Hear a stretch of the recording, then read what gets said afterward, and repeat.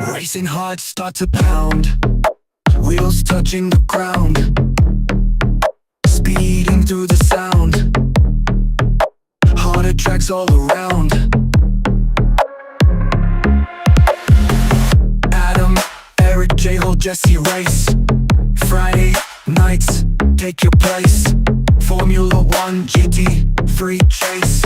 Virtual leagues in your face. The pit maneuver, feel the thrill, feel the groove. The pit maneuver, engine roar, make a move. Race cars flying by, adrenaline sky high. Gear shift before your eyes, champions never lie. Get in the zone, get in line, drifting tight, chasing time. Checkered flags we climb, cross that finish prime. The pit maneuver, feel the engine scream and cry. The pit maneuver, burning tracks reach the sky.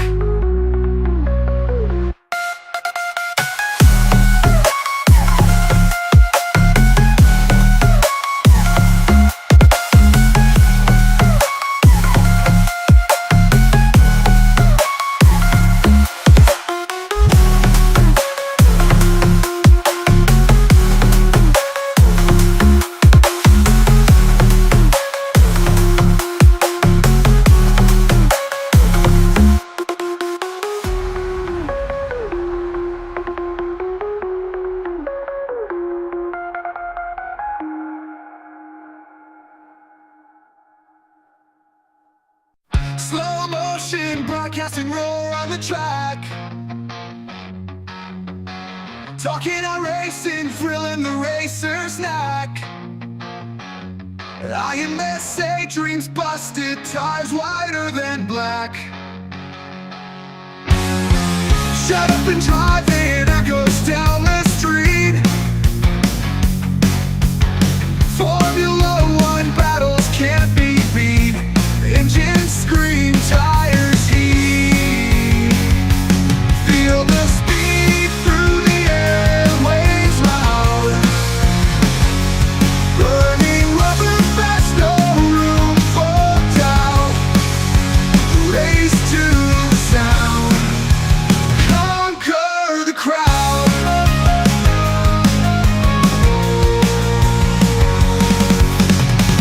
Qualifying laps, pure adrenaline rush.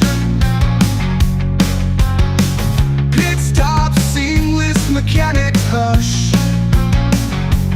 Chasing glory, fame in a sweaty hush.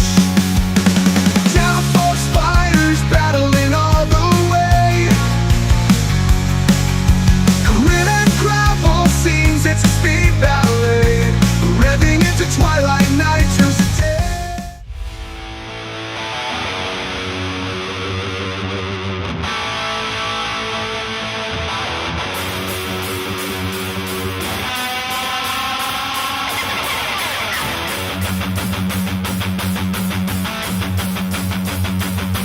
If it has 4 wheels and a motor, we have already tried proposing to it. Welcome to the Slow Motion Podcast with Shut Up and Drive It. Grab yourself a delicious cold beer and tell the rest of the world to shut the heck up. Here we talk real race cars and virtual race cars, from F1 to Elite Racing. With live stream on Fridays and full releases on Mondays, our content is high octane, so lock your derriere into your cherriere and enjoy the ride.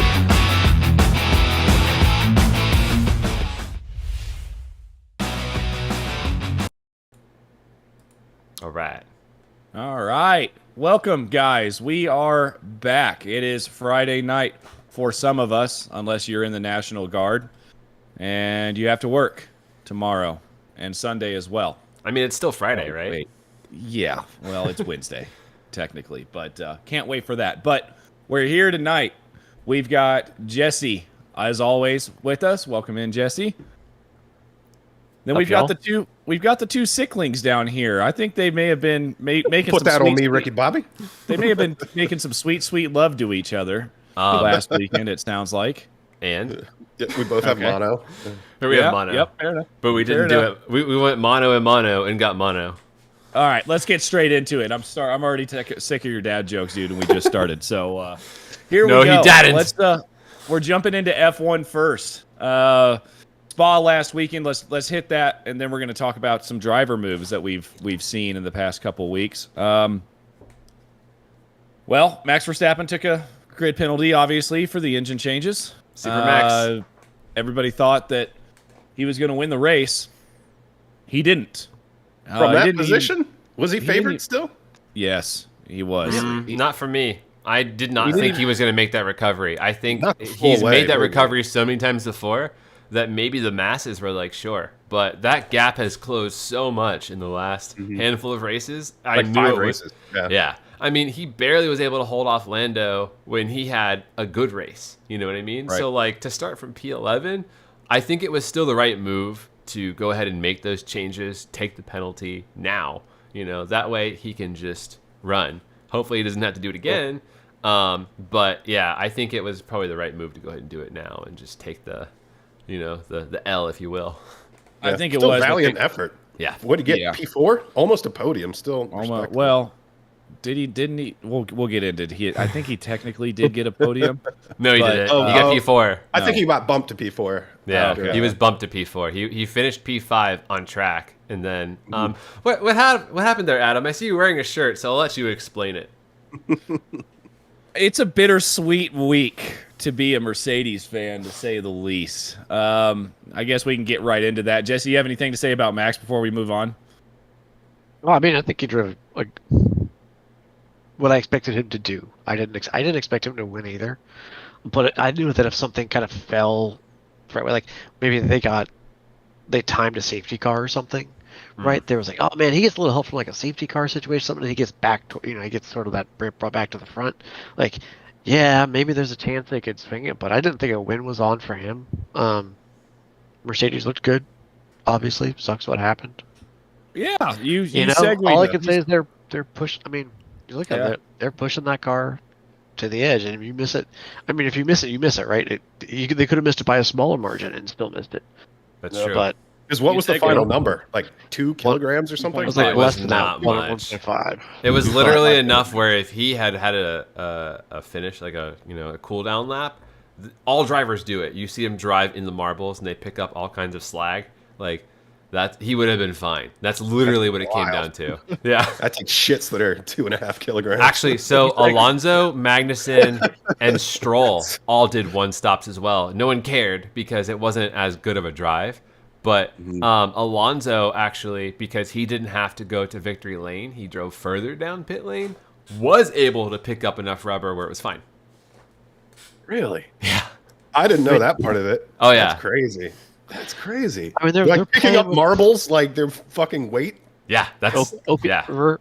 I didn't baby. even know about that strat. Man. OPR. All right, let's get into exactly what happened. So, about Please halfway explain. through the race, you could hear some radio comms to Lewis because that's the ones that Formula One decided to. If he didn't shit before the race, he would have been fine from Kevin Bogart. Yes, that is So also true. also correct. Honestly, That is- yeah. Yeah, that is also correct, Kevin. But so you have to think 20 laps into the race, they're already coming over the radio to Lewis.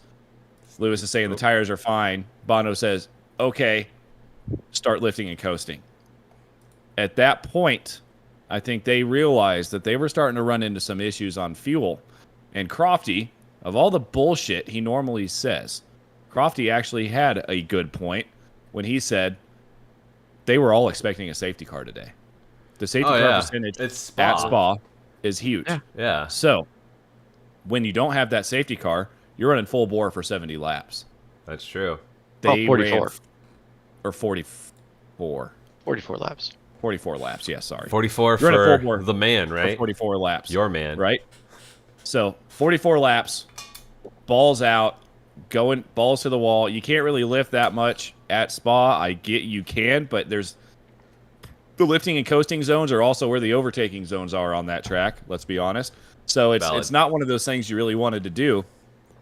So without that safety car, most of them, and the thing is, they do weigh, if I'm not mistaken, they weigh every car when it comes in afterwards, correct? Yes, they weigh the car and the driver before they see their physios. They're not allowed to drink any water. They're not allowed to do anything until they get weighed.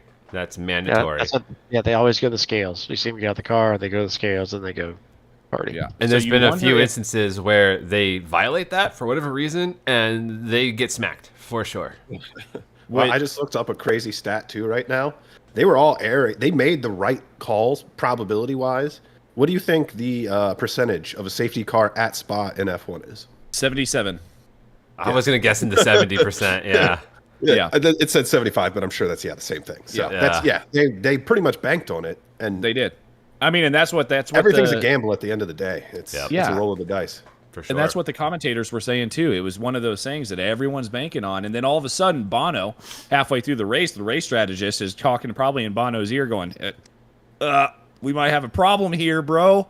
Like, what are we going to do? And you wonder if that same message went out to George Russell as well, right? Because they pitted Lewis pretty quick. Like, they had to cover, obviously, Lando behind him.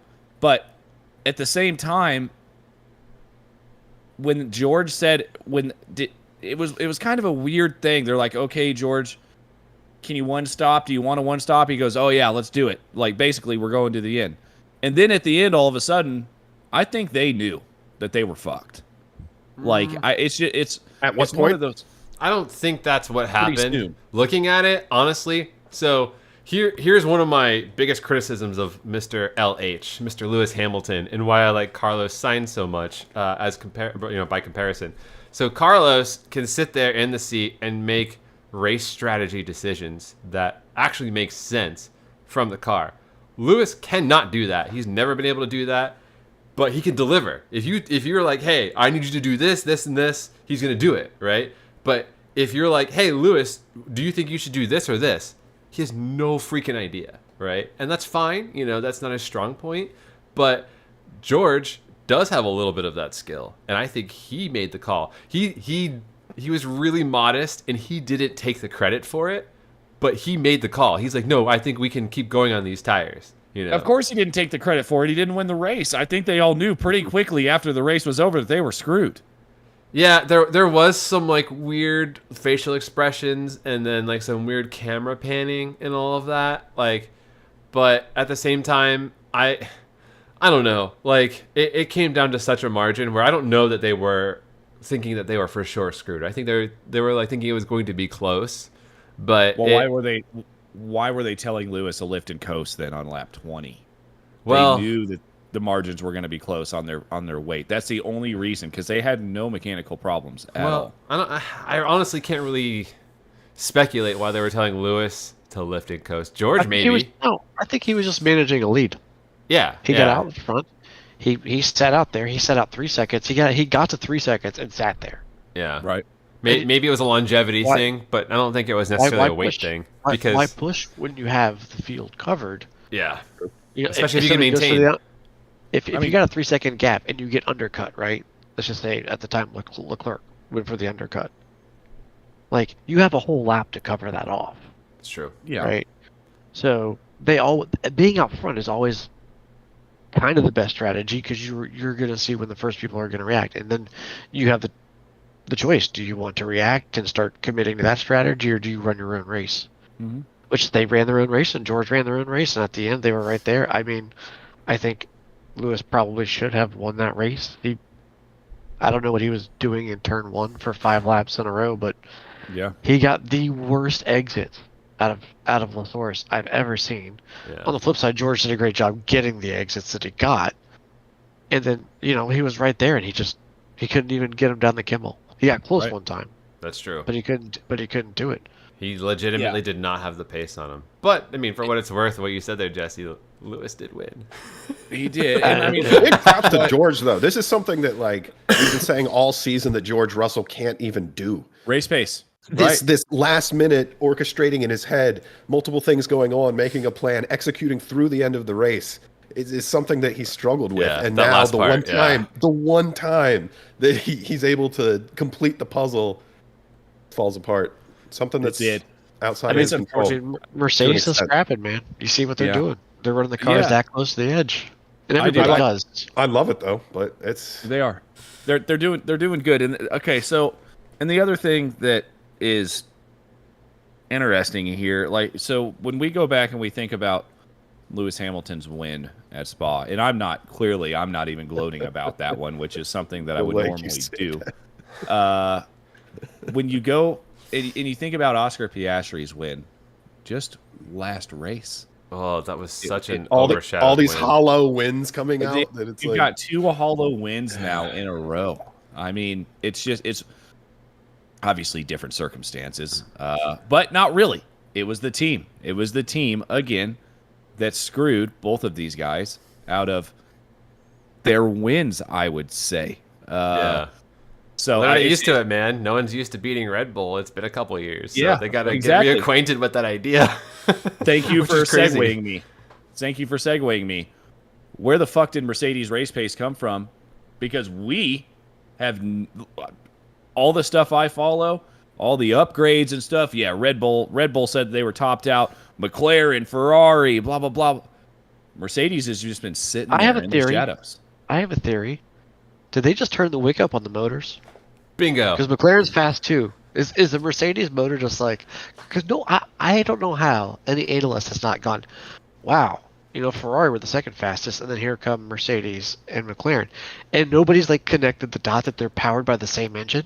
Well, and then And they also, both gonna come up at the same time. It's like, So was there an upgrade It's that a little allowed obvious. them? Was Well- there an upgrade? Do you think that allowed them more? Consistent? Not the word consistency. I'm trying to think of the word. More reliability, so they could turn it up more. I think honestly, I don't know. there's like a weird timing with. Remember the allegations that Mercedes was purposely hindering Lewis Hamilton, and they called the police to investigate. oh, that's because it was hostile. Yeah. Yeah. Yeah. So what a coincidence that right after this happens, Mercedes is suddenly fighting at the front, and Lewis has won 2 races.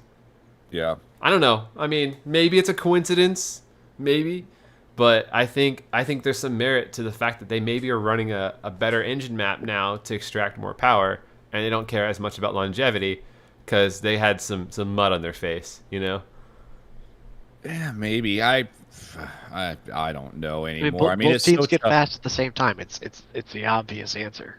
Yeah. But I mean, yes. before the summer break, though, that's the big thing too. I mean, this was their race before the summer break, and they come into it.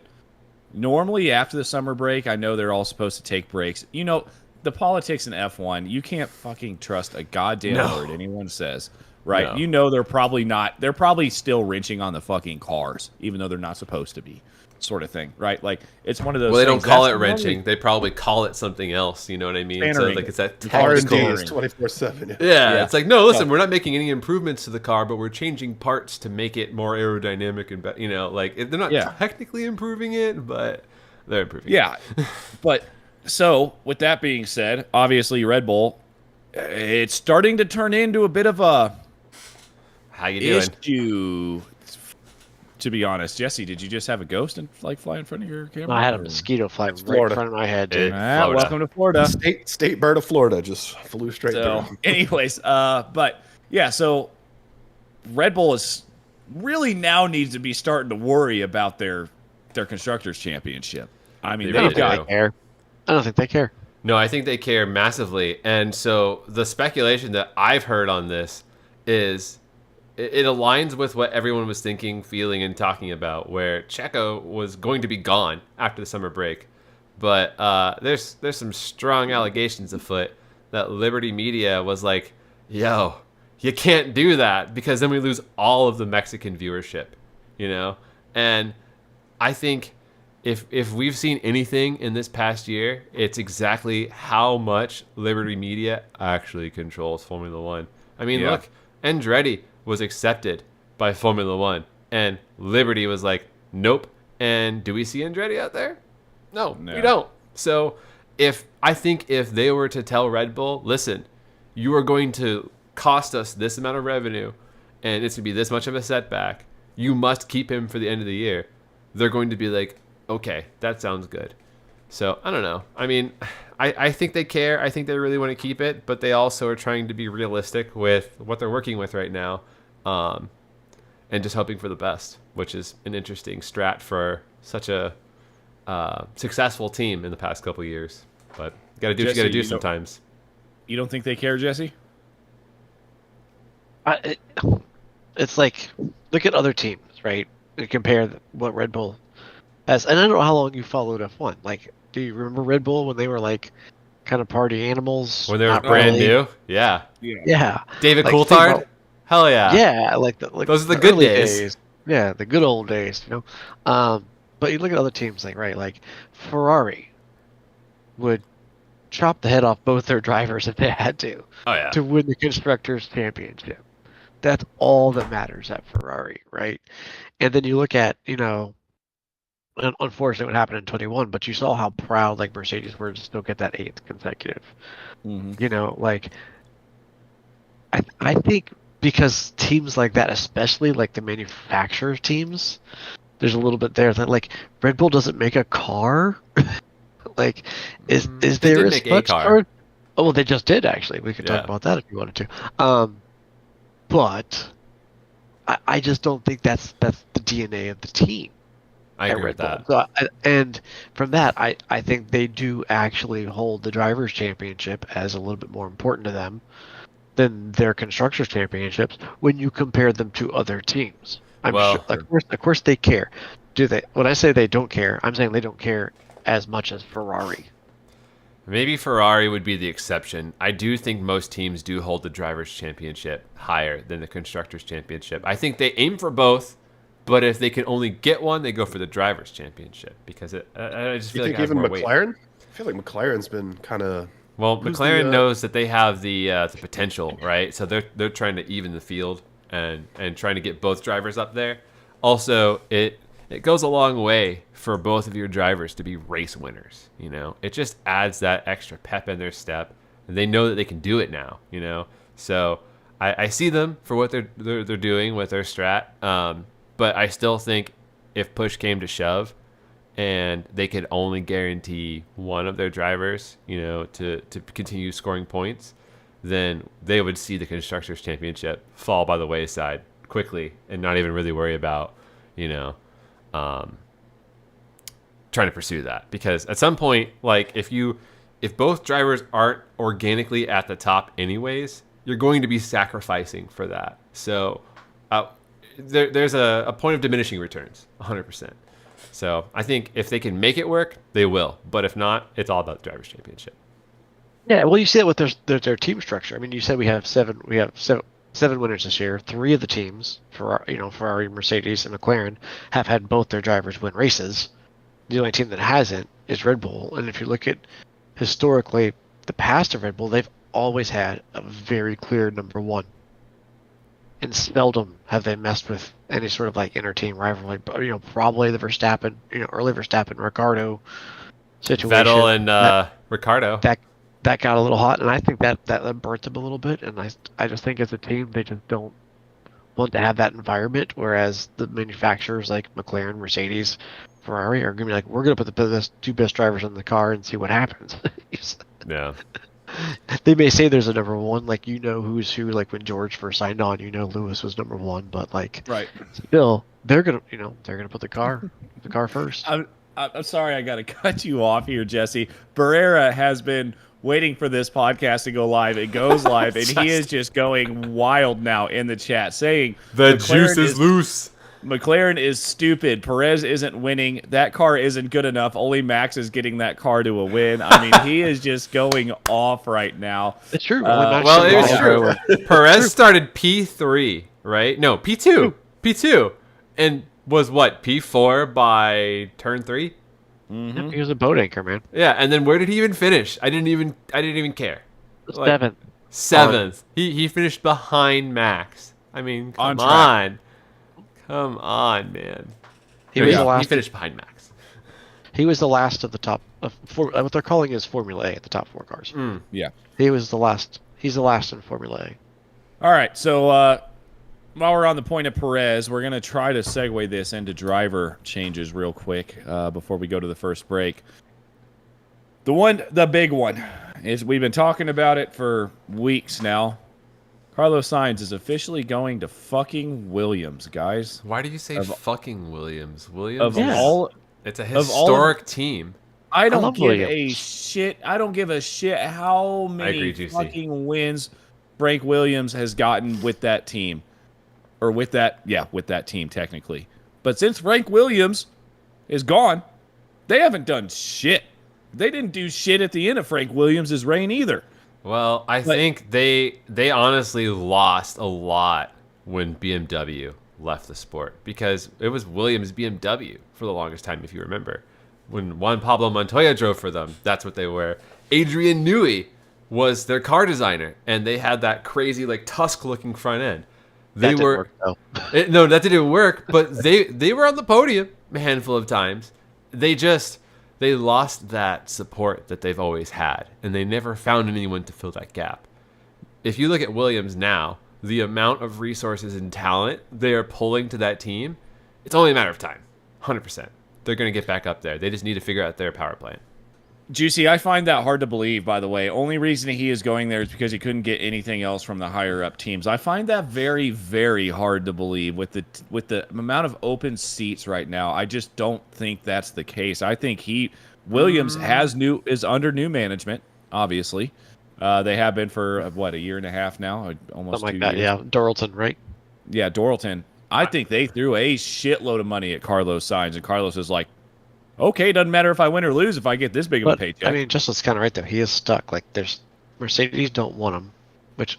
Well, they offered him a 1 year. Red Bull, I don't know if Red Bull offered him a 1 year, but I don't think he could get more than a 1 year contract at any of the big teams, and he was adamant. Yeah, he got at least 2 years, and no one would give him that. I think he saw that one, right? He saw that. He's like, well, if I go to Mercedes and they bring this kid Kimi in, maybe they sit Kimi behind me for a year, and then I'm basically Coach Kimi.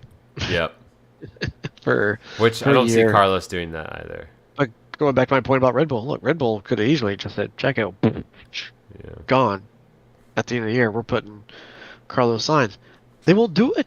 They won't put somebody like that next to Max. And Justin, you missed the first 10 minutes of this podcast, but we were talking about Liberty Media, basically saying that you need to keep Checo in the car because of the Mexican following he's got. So, anyways, that's the same old point. But a seat at Williams, I don't think is the worst thing.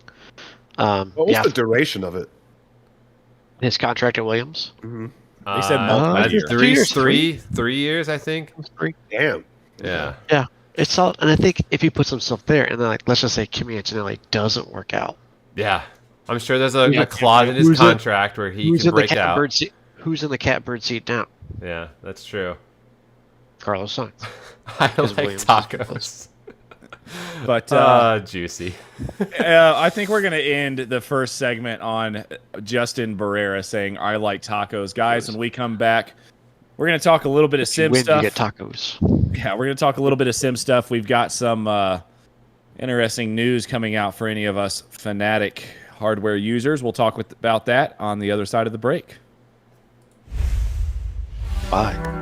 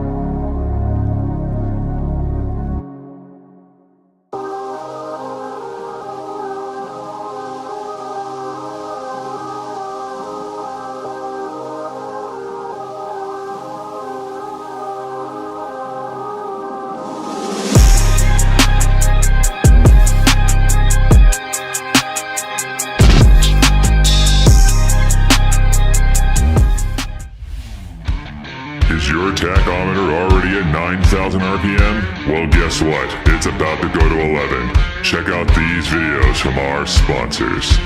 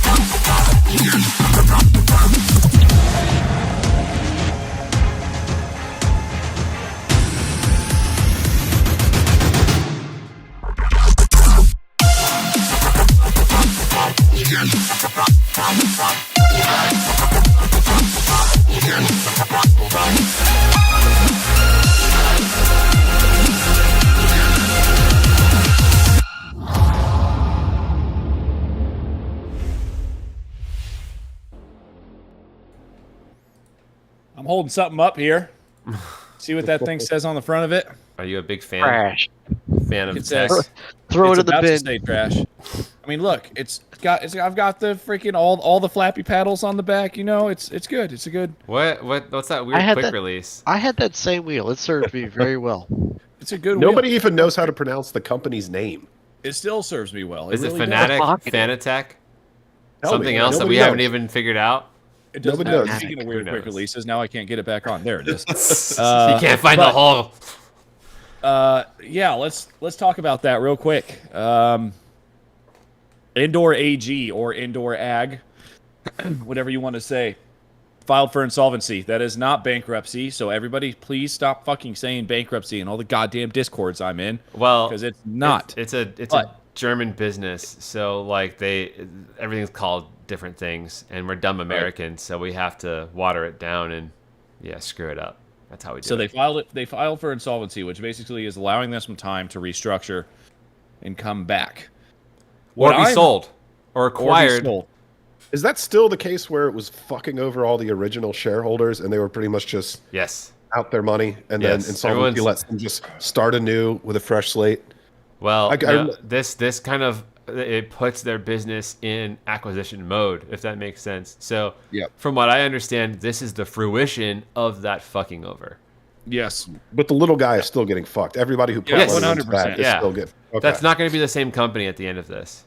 Yeah. But they don't even have a stake in it anymore now that it's going through Well, insolvency. No, but correct? that's also the downsides of being owned by a holdings company instead of being your own entity. But you have to understand, like, how these things start, and maybe that was the best move or the only move for them at the time. So it's Right. just the nature of the beast, unfortunately. Now, I don't know if anybody knows what other companies Indoor AG holds, but obviously because we're sim racers, Fanatec or Fanatic are the big ones. It's scary to say the least, right? Like let's talk about what happens from here on out.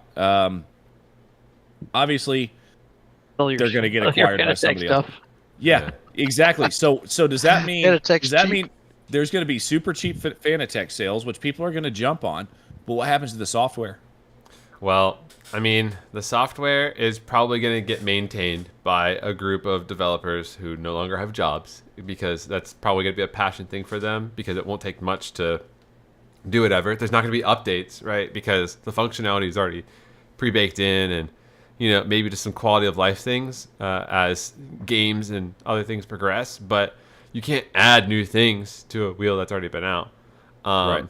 So I don't know. I think that'll be okay, but at the same time, like, I don't think the software has really ever been the issue. I think Fanatic, whatever. Customer service is ass, dude. It's always Who here has been it? ass. Who here has it? Who's got Fanatec stuff right now? I got rid of it. I for that reason. technically I own- bought your old one, you asshole. So that takes us both on the list. I've had plenty of their stuff. I I'm have saying, Club Sport who V3s. yeah. You have V3s now? No, well, I still I own do them, have but I don't V3s. use them because I have issues. I've not had a single friend that I know who's owned a Fanatec anything that didn't have an issue with it. I guess I'm not your friend then. Well, we're more than friends. Adam. I haven't had a single problem. I've had this setup, this DD1 with the V2 wheel and the Club Sport V3 inverted wheel pedals for, God, man, 5 years now. Not a single fucking problem. He's not driving it Like, hard Not a enough. single problem. How many Like, wins do you have, Adam? I don't think you're driving it hard enough. apparently. You need to shut up. Yeah. Drive more. Yeah. Yeah, exactly. Yeah, I don't know. It's annoying to me that, I mean, when you've got people that have I don't know if there's any good way to go about how they did it. Let's be honest. I mean, they probably still had stuff up on their website until the day that they said, "Hey, we're filing for insolvency." How do you handle that with your? I mean, the customer relations department is probably losing their fucking minds right now. That whole server is on fire, to say the Well, least. I mean, it had been on fire, and they probably just couldn't say anything for the longest time, you know? So it was probably one of those things where maybe they still hate their lives, but they're happy that they can at least tell you why, you know? So instead of this, like, we're just doing what we can kind of a deal, now it's like, yeah, listen, you read the news, right? So maybe it's a little bit of a sigh of relief, but also I'm sure most of them are looking for new jobs. Oh yeah. Yeah, I mean, that's huge. I mean, I'm sure Fnatic, obviously being a German company, it doesn't matter. They still have a shitload of people employed around the world for them. They have to. Well, and not to mention all the sponsorship deals, you know, Right. looking at Fanatec GT3. SRO, GT World Yeah, Series. in iRacing. Yes. Yeah. I mean, those window banners on every GT3 car in those fucking races say Not for Fanatec. long. Well, Exactly. I mean, yeah, it's one thing in Probably for a little iRacing, while. but think of the brick and mortar real life series that are depending on those sponsorship dollars to literally remain an entity. You know, that's huge when a sponsor that big pulls out, when they're the title sponsor of the series. The sponsors come and go. They'll get They do, right? But there's always that stress point where, okay, who's going to step up? Are they going to fill the shoes? Or are they going to make the shoes smaller? Are they going to cut off the feet? Or are they going to have big old clown shoes and do all kinds of crazy shit? You know, like, it Right. could be the death of a series, and it could also be the blossoming of a series. You just never know until it happens. I mean, All right, Eric. Before they were Fanatec GT3 series, what was it? It was Blancpain, right? Yes, Blancpain, yeah. Yeah. So- Blancpain. So I mean, like, just get another one of those. Yeah. So here's what's going to happen, Eric. I'm coming to you now. I am going to take my wheelbase, my wheel, and my pedals, disconnect them, pick them up, take them out to the fucking curb, set them on the side of my sidewalk, and put a sign that says "free" across them. Nice. Okay? That's what I'm going to do.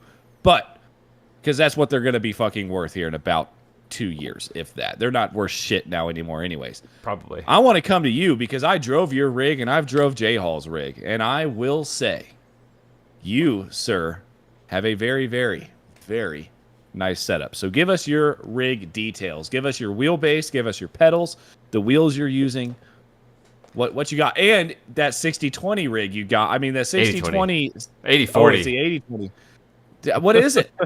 Man, okay, so Thickness, right? yeah, it's thick with 3 C's, or actually 4 C's, because it's 80/40. Because I didn't want that bad boy to flex at all. So I have an ASR for Advanced Sim Racing 4 80/40, 80/20, whatever you want to call it. The kit, and I've added a bunch of shit onto it.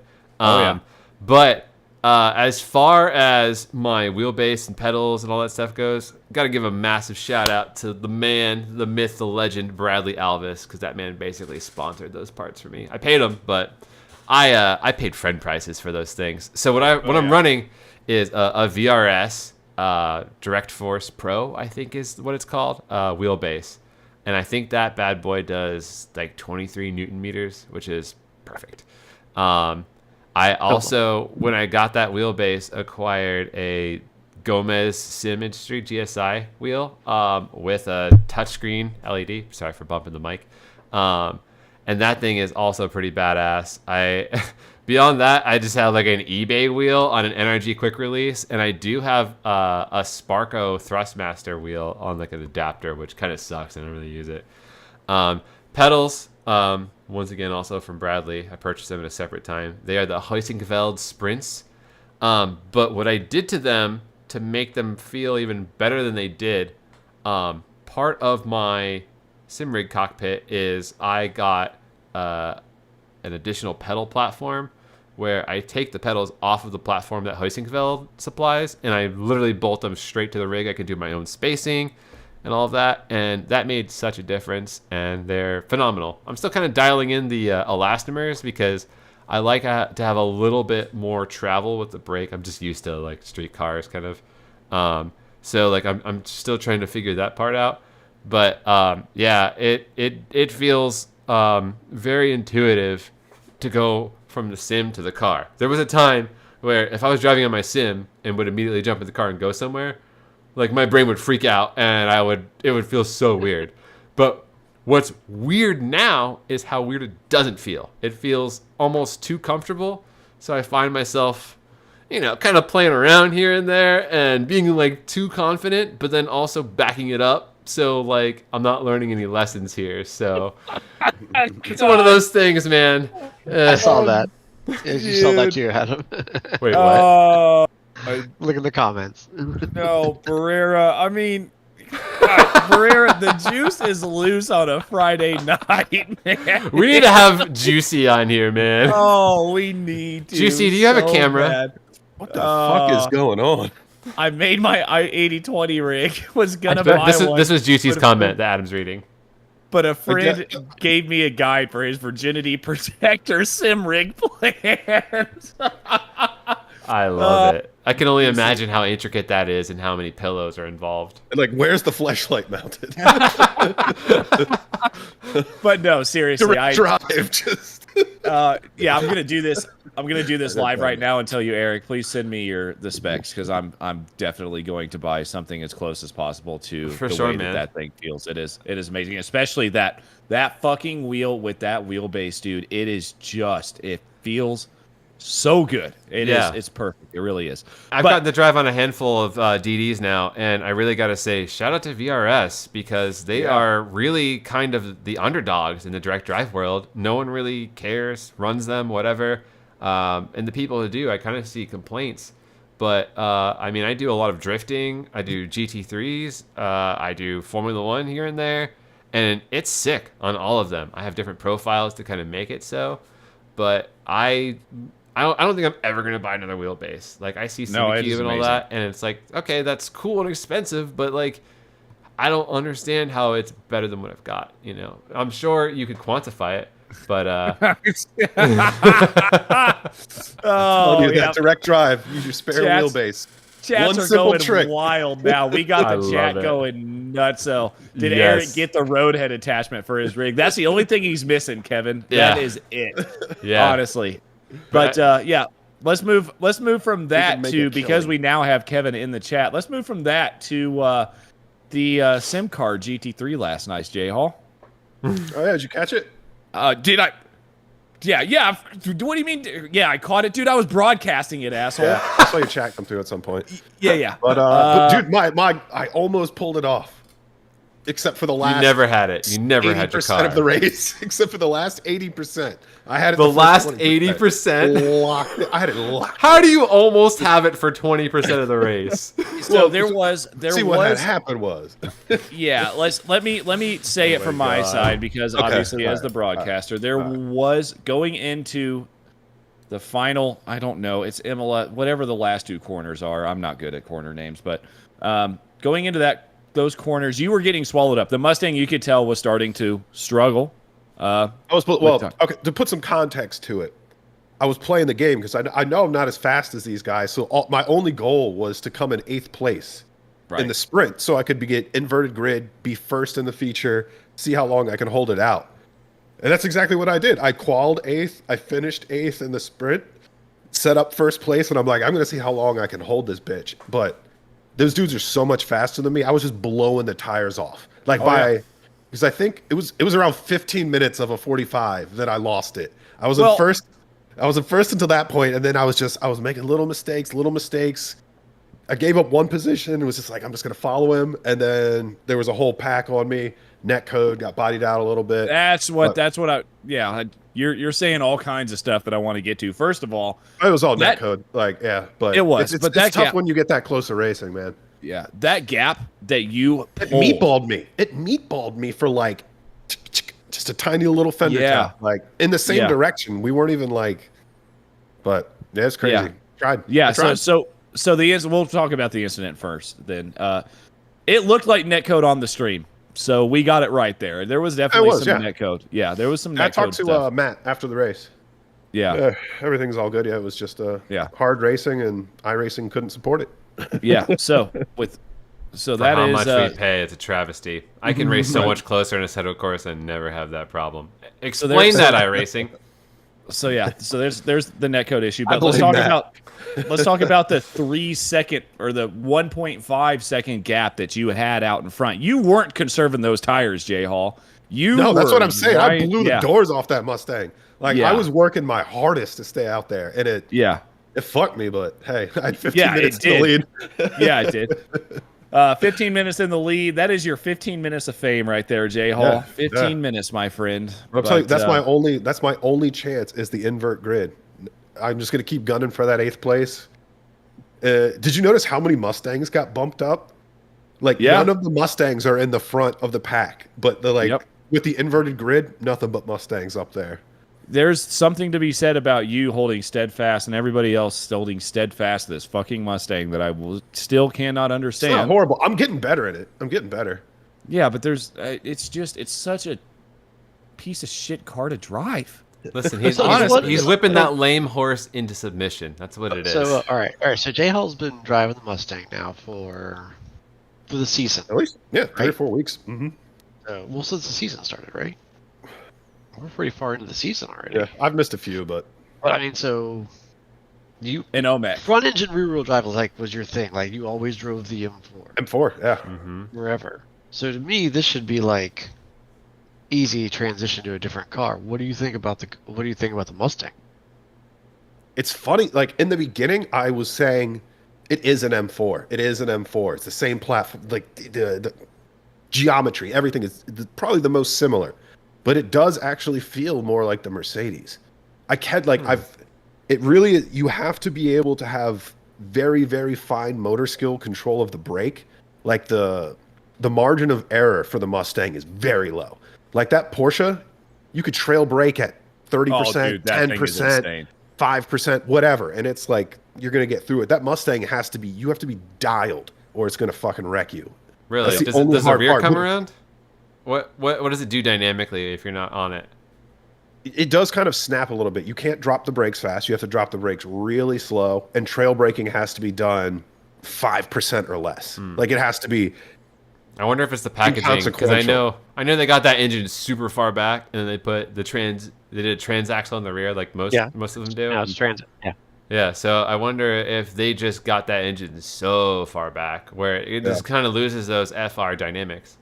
Yeah, also setups are making a huge deal too because like this platform just coming out, setups are kind of like on the fly developed. I feel, and there's a massive difference right now between the fixed set for the Mustang and some of these custom sets that I'm driving are like, I feel like I can dance with it, and then I go back on the fixed set and it feels like kind of just like an understeery fuck. Yeah.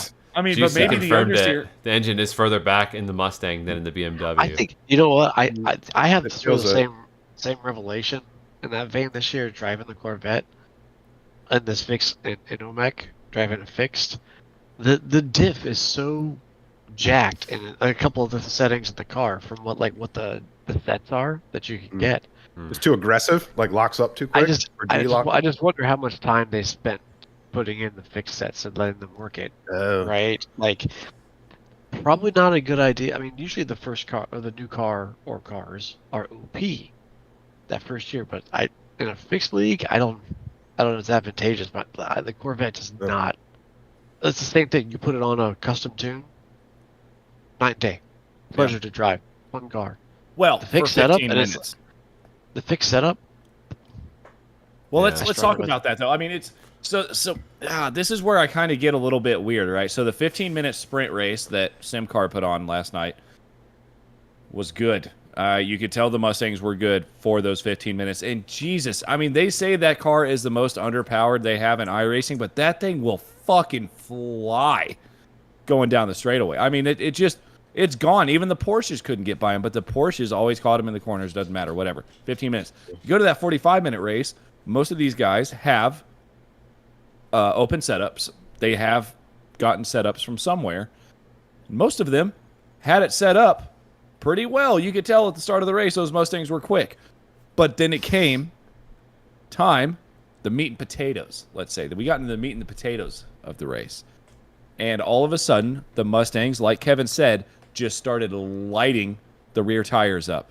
And like Justin said, a lot of that probably has to do with the engine being further back, but a lot of it has to do, maybe that fixed setup isn't so bad. It's understeery because it's going to get oversteery. There were a couple guys in the Lambos last night that were not fast at the beginning, and they became very, very quick at the end, maybe for that reason. He also had to start like it.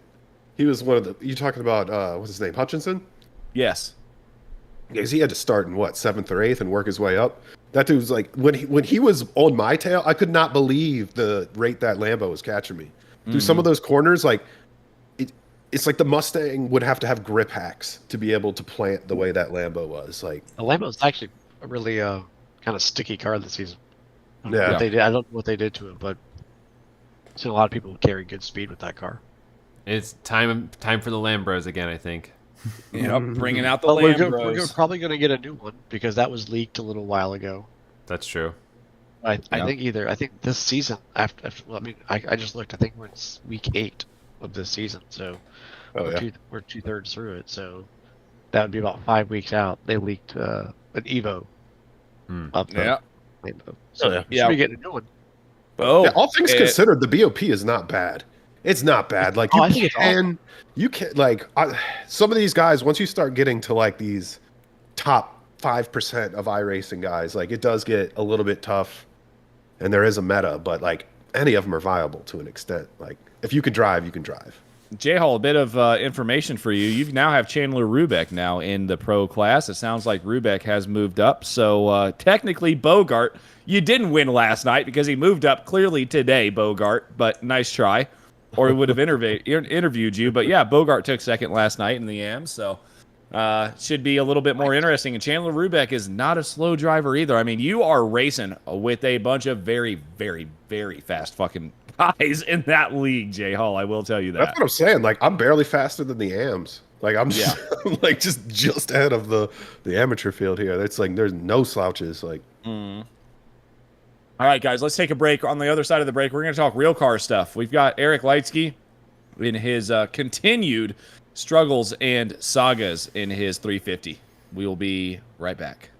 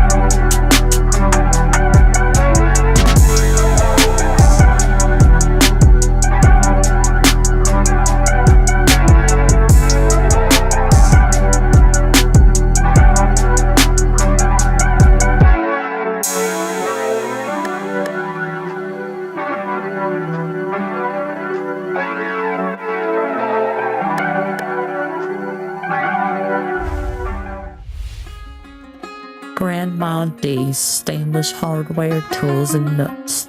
Here at Grandma D's, we are the real deal. No parodies, because trust me, you can only handle one of me. We are excited to announce a new tool collab with Bofa Industries. We expect a bright and prosperous future moving forward as Bofa D's. Philip D's, our founder, celebrates 55 years in business this year.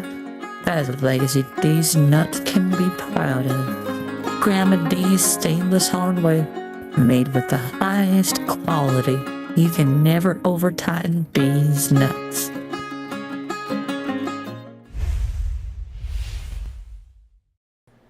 All right, guys, we are back for the final break, and as you can see, I've got a... You love it, Juicy. I've got a friend with me here. Juicy asked me what the AI stuff is. Sorry. Yeah, speaking of Badger, this is Badger. Everybody meet Badger, named after Daniel Ricciardo. Oh, is he trying to... He's got his paw on the mic. He's just repositioning the mic, dog. Next season, are you getting rid of that dog? Bars. But let's talk about you for just a little bit here, Eric. When I was down there, it was 98 degrees. Let's just say 1,000. Let's just round it up to 1,000. Yeah, what it feels like. Yeah. It felt like 1,000. God damn, Badger. It felt like 1,000 in your car. Oh my God! Hang on. Yeah, listen. So my Tree Fitty is a race car. It's got engine swaps and all this stuff. And one of the last things that I need to get working on it is air conditioning. It's not really a big deal. About that. Yeah. Okay, so when I was down there, you said, "Oh, it's just a simple part. It's a super easy part, simple part." I think you and Jay Hall tried to fix it this weekend. Isn't it always? It's a 30-minute job. 8 hours later, just what the fuck is going on with our lives? To be fair, 20 minutes tops. Yeah. So how'd that AC fixing go? So here's what had happened. Holy shit! Now look at what's going on in Jay Hall's mic right now. Holy fuck! Yeah, man. Listen, it's the seat. There's a tiger. He got the seat from someone who's a magnet. They are part Bengal. Oh my God. Anyways, AC. So like I was telling you, I'm pretty sure that the pressure switch in the compressor went bad. Is that the problem? I think it's confirmed the problem now, because what we decided to do, just to further troubleshoot it, we decided to fill it up with more Freon to see if we can get the compressor to kick on. And once we had that bad boy way overpressured and it still wasn't kicking on, we're like, okay, it is for sure the switch. This was after an extremely hot day outside and us kind of like Lots screwing of around. 134 inhalation. Oh yeah, that too. Yeah, I probably have superpowers. My Everybody's IQ fine. is normally low, but I'm rock bottom right now. Yeah, I mean, we're in America and we sell Freon, so we're like, yeah, we're free on this country, so we should be able to drink this. And now I have COVID. The Freon gave him COVID. Yeah. Yeah. So So you definitely think it's the pressure switch The car. I do. The car gave you COVID. Why didn't you Yes. just change the pressure switch? So the pressure switch, I did try to, and so the way that this has been designed is, it is, I don't have it in here anymore. I did before, but basically there's a little C-clip that holds this switch inside the compressor, and you have to like get like some channel locks or like a vice grip on this little like nub that is recessed up in this thing, so you can't get like a good grip on it. You have to yank it out. And I was trying to do this in the car around an extended and baffled oil pan, and it just did not have the clearance. And then I had a small fear that if I take this out and the one I have is the wrong one, then now I'm kind of stuck a little bit. So You were stuck anyways. Well, I wasn't actually, because I didn't disassemble anything. So like the car would run and drive just fine. I wouldn't have to worry about anything. So I elected, due to how the day was going and my current luck, to just put a little teensy pause on it and maybe revisit it this weekend when I have a spare compressor. So I think that's what we need. yeah, I think we just got to do it all. Yeah. yeah. So like that way I can just take it out of the car, Because pull we the tried to switch. jump it. Yeah, we did. And We we tried to bypass it, and it wasn't really. But J-Hole, and that's what Barrera was saying. Could have just bypassed it, see if it starts and blows cold. Yeah, we yeah, tried. we did that actually, and I that think was kind of that's where got we arrived at the conclusion that this is in fact internal to the compressor, and the only component that can fail in the compressor is in fact that pressure switch. And it makes sense because I would see the pressure just continuously building too. So just kind of made the educated decision to not push it further and potentially fuck something else up worse. AC works sucks, man. Like it does. There's a lot of components, and there's house or car, and I got my shit boxes have AC issues too, man. And I'm just about to. Actually, I have a lot of things I need to do on my cars, and I'm thinking I'm just gonna give it to somebody. Like I have acquired most of the parts to do the jobs. Dude, as I get older, I see the value in that more and more. I'm just like, right now, I don't have the time. Like, I love wrenching. Time or money. Like, there's like, whatever but then, the balance is. There's a third component. There's absolutely a third component because there's trust, right? You have to be able to take your vehicle to someone who's not going to do a piece of shit job because there's so many shit mechanics out there nowadays. I don't trust most of you. I'm sorry. I don't know. We exist. I will tell you though, like it's one of those things. I was before we came on air. I was talking about my truck, and I've got a Chevy Colorado that I lifted, and I put new UCAs on it, but the LCAs are still the original LCAs, and I am just chewing through front tires. Like I put new front tires on it a year like ago. Fancy all-terrains on there? Oh yeah, I put BFG KO2s on it. That sucks. Yeah, you can't be wearing those out. Yeah. Oh yeah, you can't be wearing those out. It's like they're good tires. The backs still look pretty new. The fronts. The outsides, they still have, the little rubber pieces that go in between the treads? They're People still on flip off-road tires. Do they flip all-terrains like they do for stance cars? Why not? Do that. I mean, most shops won't flip tires for stance cars. So if you find a place that flips it for stance cars, they would flip anything. You know what I mean? Right, that's true. But it would stretch them too. That being said, it's one of those things that it's like, do I really want to put in the time to get underneath the car, replace the LCAs? Yes. Yeah, replace the LCAs, okay? Then I've got to replace the alignment bolts, and I've got to do all of this shit. Or can I just drive it somewhere and have them do all of it and align it instead of me replacing all that shit and then having to take it to an alignment shop and have them align it? Man, it's really starting to sound pretty great. It's really starting to sound, okay, Jesse. It's starting to sound pretty great to just drop my truck off at some lifted truck dealer in Reno, Nevada, have them deal with it, and me and my wife hop in her fucking car, and we go eat lunch and hang out, do a bit of gambling, have a couple drinks, come back, and my truck's done, and I can drive it home. How much is that repair cost that you got to go gambling to? That's true. No, I don't know, man. I feel like it's gambling anytime you go to the mechanic. Papa needs a new alternator. Right.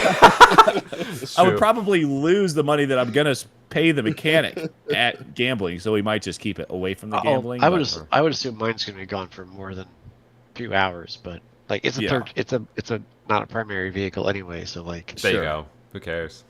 I found a shop that I trust. So now I've just been debating, like, listen, man, that's the hardest part. Get to this stuff, and I don't have the time, and all I can do, like, I've already filled the trunk up with all the parts that are ready. Like, oh yeah, hell yeah. So what are your projects, Jesse? What would you have put on it?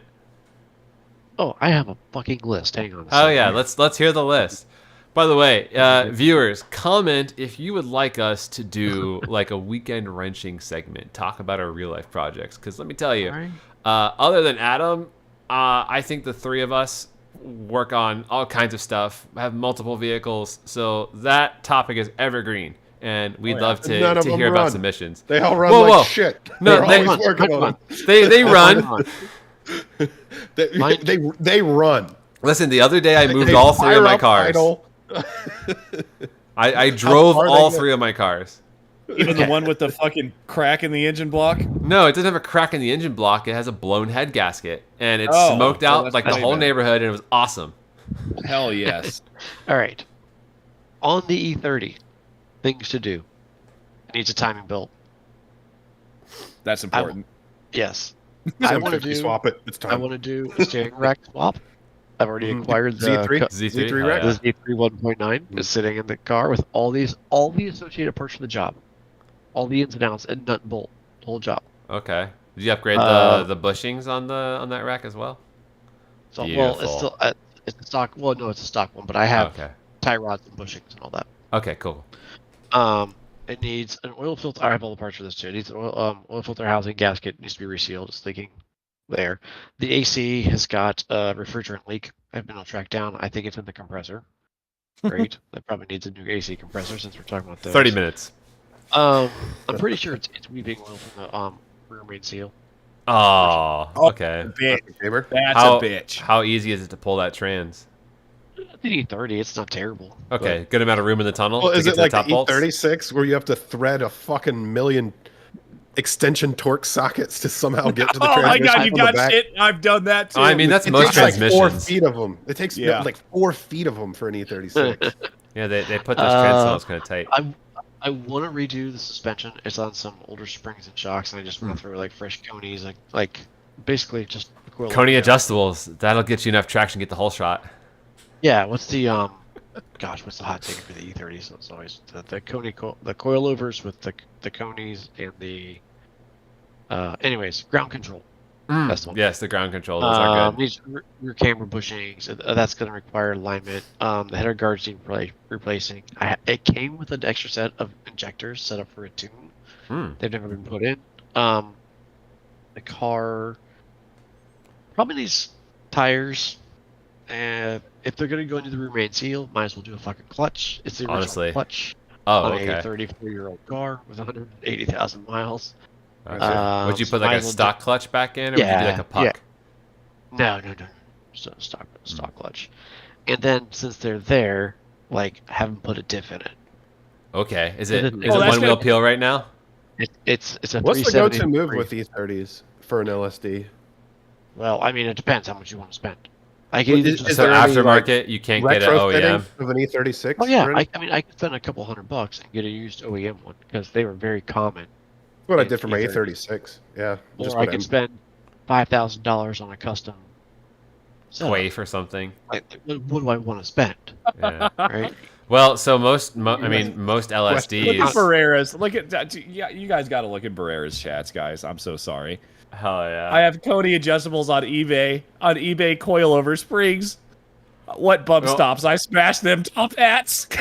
Hell yeah. I wonder what the spring rates are on that. Wait, this is on your Miata and you smash top hats? Those things weigh like 5 pounds. How many pillows do you have in that to weigh it down? Anyways, that's the to-do list along with a couple other odds and ends stuff that need looking at. So Hell yeah. Okay, that's a solid. That's going to be a totally refreshed car at the end of it. like do I I have everything for all those jobs I pretty much have, unless it's one of those while you're in there situations. I never do that, right, Justin? But a clutch could be while we're in there if it is a roommate seal leak. I think I have an unofficial nickname, especially when working on cars, and that is Captain Scope Creep. All right, So- J Hall. But with this punch list, like, do I do it myself and just work at it? Is it going to take me 6 months? Is it going to take me a year and 6 months? Is it going to take me never? Once Or it do I hits a just- certain point, it just gets too do I daunting. just And- drop them off and just be like, listen, man, I Yeah. do not have the time to do all this. Get it done when you get done. It's all the parts are there. If there's nothing there, just get it. Yeah. No, that's kind of where I've gotten to. I mean, life gets in the way, right? I mean, that's kind of what I'm starting to run into now as well. Oh, When I yeah. was younger, I had Remember plenty when I of was time 20 to and I slept 4 hours, I would run to the car Exactly. 4 hours a night.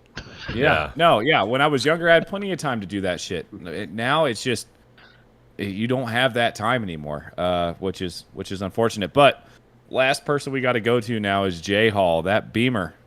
You ever gonna get that fucking thing? Are you ever gonna close the hood on that, or is it just stay open for the rest of its life? It was open. Everything on it is honestly pretty solid. It's America, it's daily driven the past like 2 out of 3 Listen, years. that car is so incredible. Eric daily drove that Wait, for so like I 2 did. years. What's that setup, Joe? Is it E36 and 3? No, 328 IS with M3 LSD oils, has the ZF 328. trans. IS. Nice car. That car is a unicorn because no matter how much J Hall or I neglect it, it just starts up. Other than right now, but I think it's just tired. We need to like tickle it a little bit, and then it's gonna start right up and be like, okay, cool. It's a fantastic car. You're the meat in our BMW sandwich. I have E30 and E46. You're right there in the middle. The I know, man. E36. I'm looking now at the because I'm commuting a fuckload right now for work. I'm on the road like 2 hours a day, so I think I'm looking at a 335D, like either a Get the D, man. A92 or I don't know, F30. Was that the generation after it? Yeah, those Like a diesels 2012 or so. Those diesels, man, they run. But What about them? you better put an oil pan underneath, like a drip pan. Underneath. Oh, they leak bad. Yeah, I've heard. Well, they're probably like helicopters, right? They leak so that you know that there's oil in them, and it's only when they don't leak that you need to be worried. That's when you got to worry. Oil. Yeah, it's a feature. Yeah. Yeah, I not keep a telling bug. myself that too, but yeah, I need to put because the biggest bitch is I have the Genesis as like my daily. It's been reliable at the track. It's That thing is it nice. just needs a little because it's still relatively new. It's like a 2016. I love that I say that's new. That's like 10 years old now, but new enough that you don't have to constantly fix shit. Like it's good, but E30's at 90. yeah, Kevin and the goes on to E36 is 55. like. That's late model. And then I just keep buying Pretty parts scary. for it. Like I have all the subframe bushings, the diff bushings, rear, front control arm bushing, new instrument cluster. I have like all this shit for the E36. I did But so it's much. just the We gotta time, do man. I It's the did time, so man. much work on my E36 M3, man. I knew that platform pretty well by the time I got done with it. Yeah, I mean, Kevin said he honestly, gets- it's relatively easy for a BMW. It's like right before kind of everything was a clusterfuck. There's some Everything's annoying analog. parts of E36s, but for the most part, they're not bad to work on. E46 is a lot like E36. Mm-hmm. It's okay. it's Lot of scary crossover. but common. It just feels like it. Working on my ZHP, it feels exactly like working on my E36 M3. I mean, A few we've more digital things, but not much. we've pretty much done everything on that E36 except for pulling the engine, and I don't think we really had an issue doing any of it, other than I hope we don't have to pull the fucking engine on. no. I mean, I don't think it'd be hard to do so. Hey, you guys want to go in on some S54s? I want to S54 everything. You guys want to get one too? God. Honestly, that would be you dope. should do that. That would be sick. Slap a little yin yang spinny thing on there. Honestly, I little don't- how hard is Nagasaki it to get those, noisemaker. Little you Hiroshima boost it? rod crusher. little CX turbo kit or whatever the fucking eBay shit Yes. is, and just send it, Yes. throw it on some Supercharger on it. E85 and send it to the moon. Yes. So my buddy told me after my warranty got up on my truck, he goes, "You need to throw a little Whipple on there." I was like, "I am not supercharging this fucking truck, dude. There's no fucking way I'm gonna do Think that." of that Fucking sound. Whipple. That Oh, was yeah. Awesome, dude. Yeah. they're so loud. What about a Kenny Bell? Even louder. On a fucking V6. It doesn't matter what it's on. Keep the It's exhaust loud. quiet. Keep the exhaust well mannered, and just have that supercharger ring out. I would There's put a nothing like supercharger on my 350Z. That's a V6. What are you trying to say, buddy? I would supercharge the VHP in a fucking heartbeat. Yeah. It'd be fun. In fact, Yeah, I it. Makes a think great about it. driver's car, honestly. Especially Oh, if yeah, you until you autocross fucking gonna do throw a shit rod. like that. But- Supercharger. Whipple, like the root style, that's a lot, right? Yeah. Just go centrifugal, because that's almost like a bolt-on extra 100, 200 horsepower. And then it's easier for heat management, too, because it's not sitting on top of your engine. It's usually like somewhere off to the side or tucked in, depending on how the kit is. Yeah, it's gonna be honestly, if you only have 5 cylinders instead of 6, it probably will cool down much quicker as one of them are going through the hood of my truck. But with You're gonna that want some being oil said, with that, too. right? With that being said, guys, hey, we're gonna have to call it. It is 7:30 at night here. I have to do Damn, some. you're things. still awake? Yeah, I know, dude. I'm Holy turning into shit. an old man. Papa boys. But, Adam. Holy shit. Wuhan war whistle from Kevin Bogart. By the way, that's a good one as well. Also, Kevin did say he gets 55 miles per gallon in his TDI. J Hall, if you ever want to go the There you go. Volkswagen route. What do you say? Just a Golf TDI? TDI and the BMW diesels are kind of par for par, from what I understand. I mean, maybe Volkswagen does it slightly better. Not power, like because that's talking about like a little. What's No, their I diesel, mean just 1.8? efficiency. Just efficiency. Not power. You don't buy a diesel and look at the power unless it's a truck.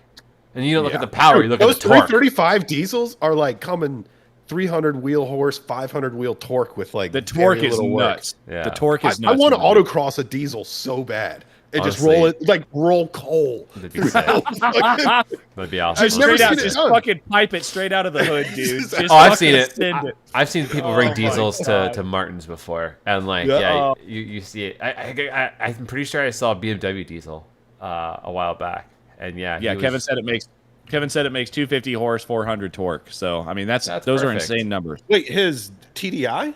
That's what he said. No. What? Yeah. Kevin, what year is your TDI? Is this like a new shit type thing? I thought those old TDIs were literally like. All right, guys, horse. we're gonna stop the podcast now. So for all the podcast listeners, thank you so much for listening. We're gonna hang out in the YouTube and talk about Kevin's TDI. See you guys next week. Check us out on Fridays. All right, now we got to talk about your TDI, Kevin. Now we got Justin a little bit interested here, I think. So what is it? Is it a TDI? TDI? Never mind. I was gonna make like an STD joke, but I couldn't flip it just right. Oh no, he's running out of dad jokes, guys. We Big finally turbo, fuel pump and injector. What kind of fuel mileage does it still get with that? He said 55. So I noticed With those mods, it still gets 55. sometimes, yeah, it increases the efficiency so much that it just has to work less to do the same. You know, there was a point peak efficiency in my Speed 6 where it was mostly bolt-ons, but it still had like the top mount. I was living in Tennessee where it was cooler, where I was getting 35 to like 40 miles per gallon sometimes, which just blew my mind. But then I ALH, switched You to get crazy gas mileage in it now. ALH. Yeah, I do. It hasn't burned a drop. I get about 5 gallons per 5 years. All right, J Hall. ALH 2002. He said. Yeah. That seems like a lot for that car, is it not? Barrera said I would drive a TDI. Drove one to Florida. Got around 50. So I mean, There's like something in me that just like it's hurting me giving up driving some of those TDIs are still manual, aren't they though? Yeah, Because that was my manual. only. Manual? What's that? If you're just driving it, do you even want a manual? Yeah. If I drive an automatic, I would Because- fall asleep just and kill because everyone on the I- road. You're like, yeah. Yeah. Like, but none of the 335 diesels are manual. Lame. Are they flappy paddle at least? Probably not. They are, but like I don't know how real that is. It's just like an electric. That's true. Signal So thing. it's like not you hit it and like 5 seconds later, it's like. or it'll GHP, automatically like- shift if you get it revved too high. It'll automatically shift for you. Yeah. Probably. Yeah. No, don't blow your engine. He Let's said it's shift. manual. It's an actual manual. That makes sense. Volkswagen tends to have more manual offerings. Yeah. You want to buy a ZHP in like 4 months? There you go. All right, guys. What are you selling it for? Feel free to hang out. idea. Hang out with the chat if you want to. But if nobody wants to hang out with the chat, I am calling it a night. It is now 7:25. I still have to eat, and I've got to go to bed. I'm about to fall asleep in my chair over here. So, Oh, bless his little heart. He didn't even have time to oh, do his bless hair. God no, damn. I didn't, dude. I didn't do my It hair looks either. better. Honestly, right now it looks fucking fresh. You look like that's like every like 5-year-old's dream haircut. Oh yeah, I look like the fucking emo rocker kid, right? Hang on, let me get the bangs down here a little bit here. He's going to go perform for Hawthorne Heights. How could this happen to me? Okay, before you go though, Adam, I need you to help judge who has the better hairstyle tonight. Is it me or Jesse? Justin. Good night, guys. Good night, buddy. Oh, I'm man. gonna clip that face into something. Hell yeah. He gave me too much ammo right there. He's still searching for that exit. Yeah, oh, I he am. is. I'm trying to go to the backstage here. Okay, bye. Bye-bye. We're going to you still go. hear him until he hangs up on the Discord call, though. Oh, shit. Now the audience knows our secret. Okay, hell yeah. A custom turbo. Oh, nice. Okay, so it's not just a bigger compressor wheel inside the stock housing. That's what a lot of people do. So what horsepower and torque would it just like a stock TDI make? Those are on Or the like, lower end. I think if I like had a- 180 or so a TDI horsepower. with just stock turbo, Well, let's check it out. downpipe exhaust tune. I feel like whatever I would get, I'm not trying to go like bigger turbo and shit on stuff, but I'm willing to tune downpipe exhaust shit, bolt-ons. Specs. Stage 2, bro. Yeah, you gotta be I live stage that. two. I live it. It's all about I the live it. stages. I'm sorry to talk specifics. Yeah, what I meant. Okay, was so here stage 2.5. No more. I googled Volkswagen TDI specs, right, just to kind of see ballpark what it's going to give me, and it gave me a Volkswagen 2015 Jetta TDI SEL. Makes 150 horsepower. Well, let's see. that's one that's 10 years newer. It is, but I'm sure the price on those is kind of cheap. What's it now. make for torque? Probably at least 200. So that's what I'm And looking it's for. probably 'cause easy believe it to or not, unlock too. You Oh, can yeah. probably double that torque easy. Yeah, I 2011. I just hate front wheel drive so much too. I do too, but I gotta say, I got my GTI, and I swear I was like I'm gonna go back to it. This is a risk, and I got it. And I was like, even as good as like a Mark 7 GTI was, I was like, I'm never going back. I mean, yes and Front no, wheel right? drive? I'm never nothing that I drive that I own personally in my fleet will ever be front wheel drive. Yeah, it has its That's place. kinda That's how I right. feel. That's a shame because I'm a Honda boy too. I just like, yeah, you just got to be able to toss it. Like something like there's just I something can drive fundamental really well. about that, the drift that I. Dude, I drifted the shit out of my Focus ST at the firm. It was crazy, and You like, tail wagged it. no, it was a full. It's not drifting. It was a drift, and the way you control a drift in a front wheel drive car is the same, but it feels horrifying because what's happening. Kind of. There's You have to maintain steady throttle because the momentum has to remain the same for the rear to do what it's doing naturally, and it's gonna grip up. But if you hold that throttle and that grip level at the right spot, you can absolutely slide the shit out of those things. And it was like the physics for why you're doing what you're doing are completely different. no, they are. You're They doing are. the same They totally thing, are. They but totally are. Yeah. But But the counter steer and the throttle is the same. That is the same. Yeah. Yeah. I want on power oversteer. Yes, I want agree. it all the time. Yeah. I want it all the time. Yeah. It is nice. Just to, It scares the piss out of me. The one thing that I no, did we gotta get you appreciate. to some drift events. It's nothing but fun. Oh yeah. That's what I. Well, like in moments like you went a little overboard, you're like, "Yep, not getting this one back." Yeah, that's true.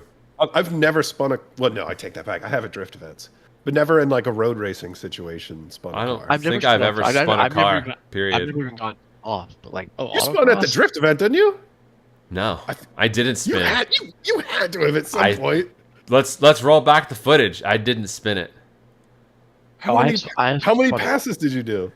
3 or 4, and I linked it my third run. Then what happened that didn't link the first two? I just didn't. I couldn't feel your car out, so I wasn't pushing it hard enough. Oh, so it just like it snapped back? Yeah, to I was straight? straightening instead of Oh, spinning. Yeah. 'Cause, yeah, doing the drift day, I spun it a shitload just sending that bitch. No, I was on the more conservative end because like your car it Honestly, felt more that numb was than I like expected. one of the most reckless decisions I've ever made too. I was still paying that car off, and you can't get track day insurance for a drift event. Oh man, Like, we're just gonna send it. Rich, happens, welcome it in, man. Unfortunately, you caught the end of this, but basically, we're totally open mic, open question, whatever Oh, you want to talk that was about. empty too. But, I still got COVID, Yeah. so I'm drinking water.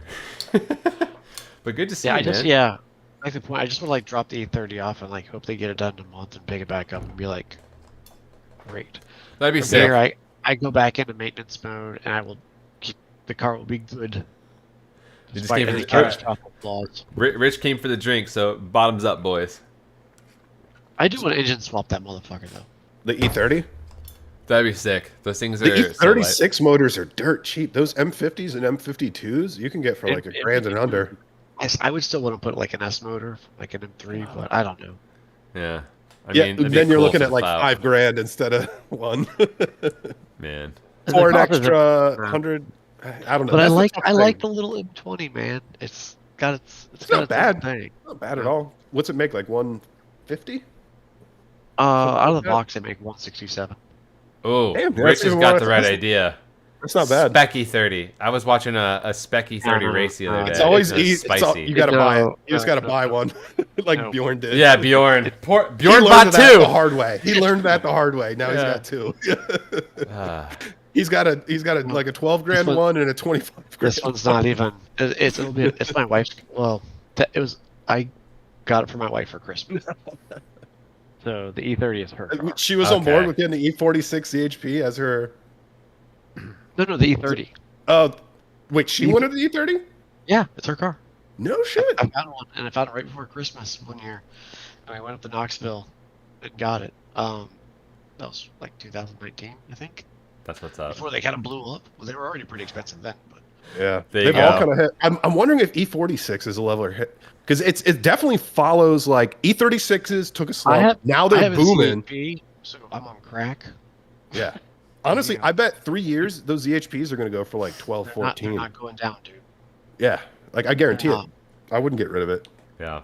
Not now. I don't want to, but I'm at a point where I think like at the end of the year, I think I'm gonna sell it. Rich and Juicy are both telling you To get into something else. get a Miata. And after watching some of Dean's races, I mean, that looks like more miles per gallon than any car I own. So I just can't fit. I think it's gonna be a E90 M3.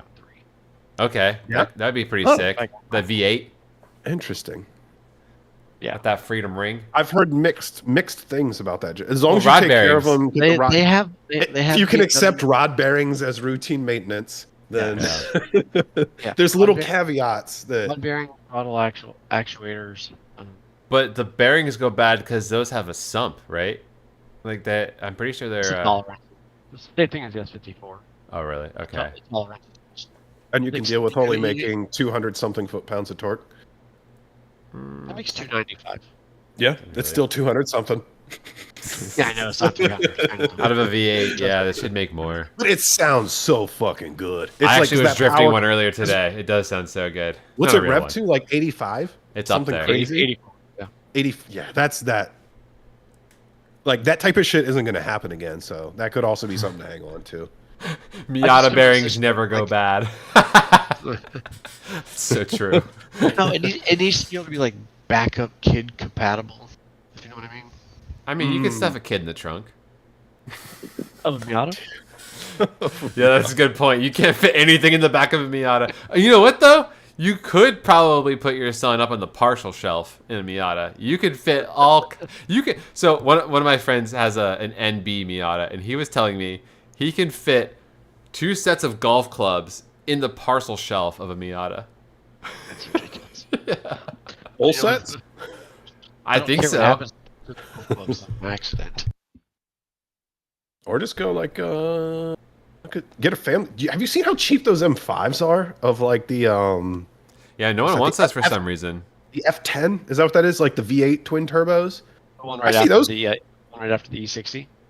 Mm-hmm. Yeah. Yeah, F10s. I've been watching this closely. It's a lot of car. Like I still want the car to be kind of like small. Wheelbarrow. It's like M3 just is it. Right? Yeah. You know what those weigh? Less than 4,000. It's probably like 38, the E90 M30. The E90 M3, they're a little on the heavy side. I mean, if you find like a But not 4,000 heavy. Probably like, find like a stripper car in the 3,600 range. yeah, that's Okay. still light to me. Like my fucking Genesis is 36 and change. Like, Yeah. that's a light car That's a big nowadays. bitch. If it's Sad like- as if it it's is. like- No, that's a light car now. Yeah, if it's like a sunroof car with lux packet, like Mhm. all fired up, then it's probably The BMW pushing, like, stuff. It might be pushing like 3,700, so almost 38. Dang. Still at that power level. That's nothing to. Yeah. I actually want the next gen. Like the next gen is like the smart plate, right? The F80, them going to that motor, it is. for It's the most unlimited potential compared to that. that S55 is pretty much bulletproof. The only like weak link on those cars, motor wise, is that crank up, Hmm. and you really don't see it in a stock car. Your chances of failing are just they come with more horsepower. But it's a Well, I wonder 25 if that's an issue with the damper This is- that they're running on the end. Like if they were to Yeah. run like an ATI super damper for the No, crank it pulley. has, it has something about the way that it interfaces, so you can buy an aftermarket one. The whole job, if you paid somebody with the hub, is probably like $2,500, and Less. now you have a bulletproof Well, from Yes, there, 55. right? from there. That's all the power you need, really. Like, Yeah. if you're having a If- daily driver, And that's four like- door, that's like, yeah, the Fuck daily around, wise, I mean, they're fine. Hey, so really quick, Rich, are those wheel bearings on the Miata also press in, or are they bolt in? And how much of a bitch is that to change if they're press in? Also, for fun, how many have you revise the changed? entire hub.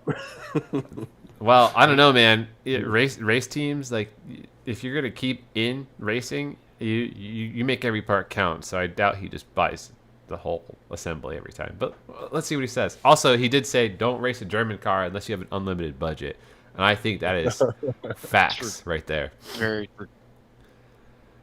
Yeah.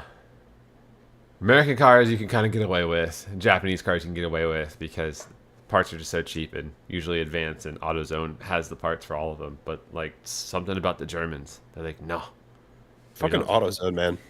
Been going back to that place. Have you seen the price inflation at AutoZone in the past year? 2 years? Yeah. Maybe since COVID. I haven't been going as much.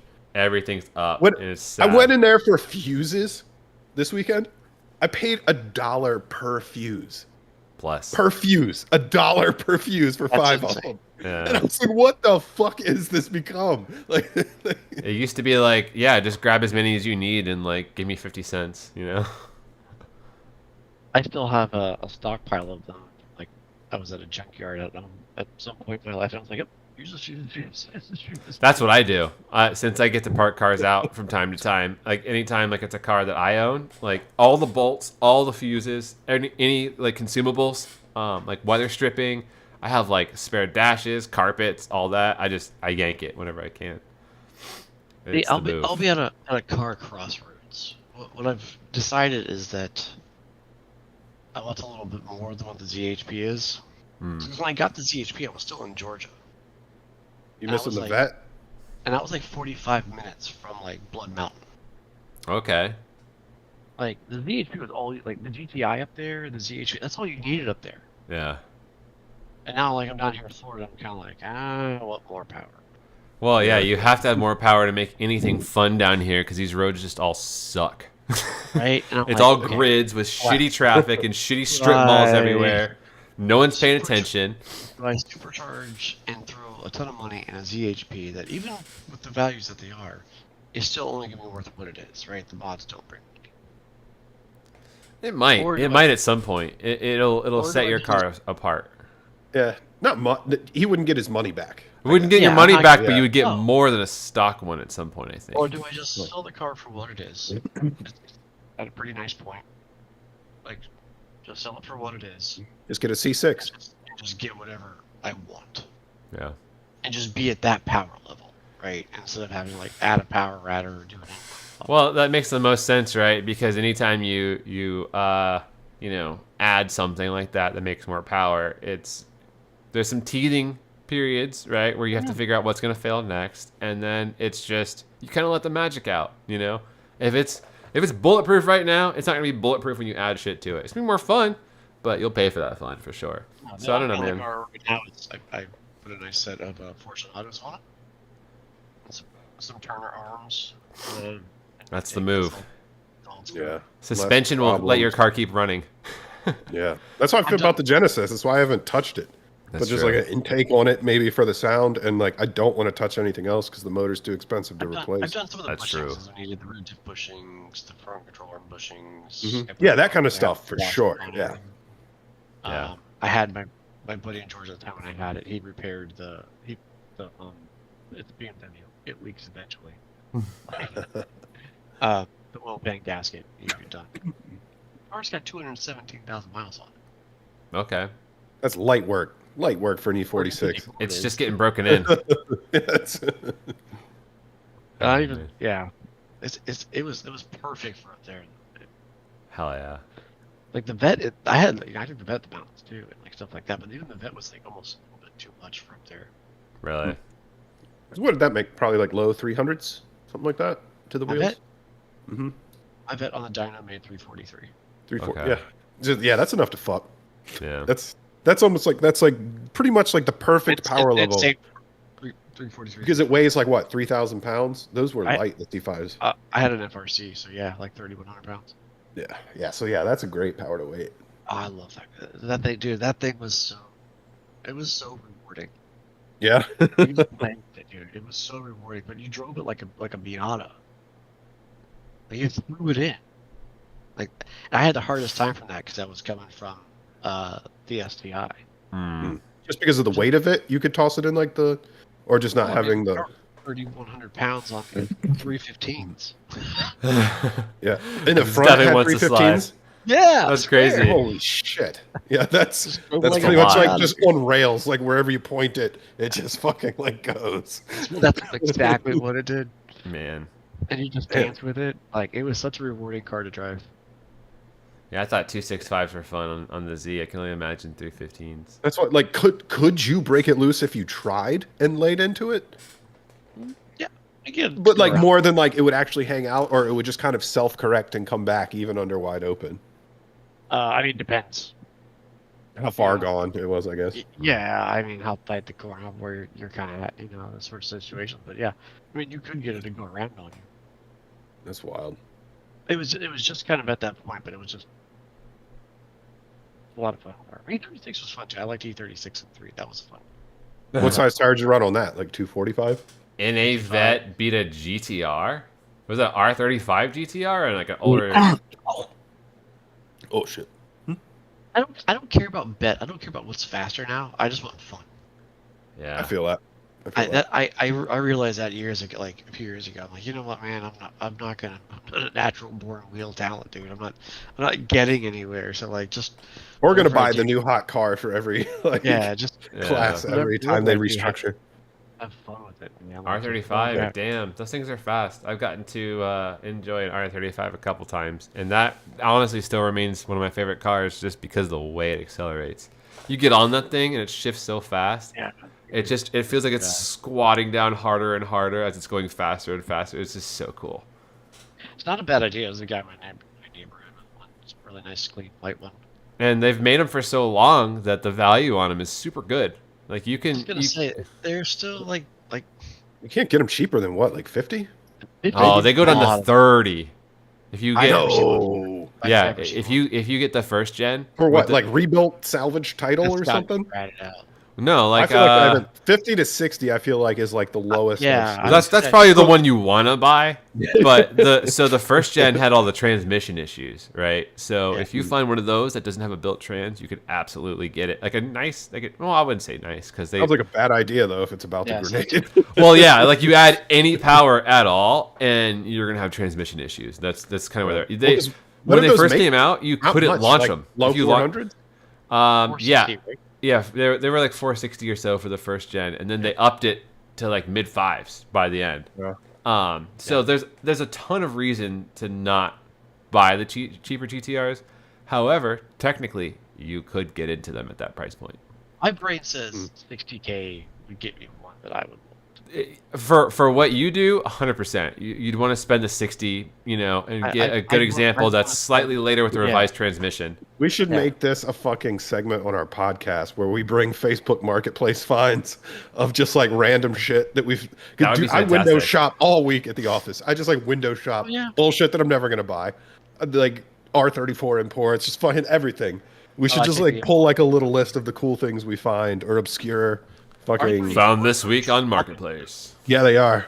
Dude, I've been looking at GTTs. Like, you can get a GTT for like 20, and like I would do that. An RB25 Neo, I'd build it. Like, I don't really care that it's not a GTR. It would still I don't care either. Yeah, still have an it would make the noises, and that's all that matters.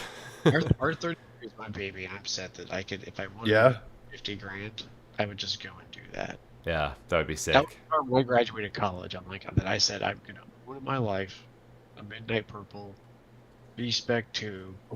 Damn. Okay. See what's bar high? No. See, the beauty of the R33s is Midnight Purple was one of the most common colors on R32. No, the 33. I want a 3. I'm a weirdo. I like the 3s. Yeah. Wait, you want a 3? Yeah. So the 3 was it was super common to come in Midnight Purple because nothing. I mean, V-Spec 2 is later V-Spec. So that would be the harder spec to find, the V-Spec, because they didn't make as many, obviously. But the color would be easy. It wouldn't break my heart. Yeah. To not have it, but yes, I would prefer to have a 97. Well, the V-Spec didn't even add a ton, did they? It was mostly body stuff, and then maybe like some aesthetics, like inside. Yeah. I don't think they even changed the suspension. Well, maybe it was like a slightly like.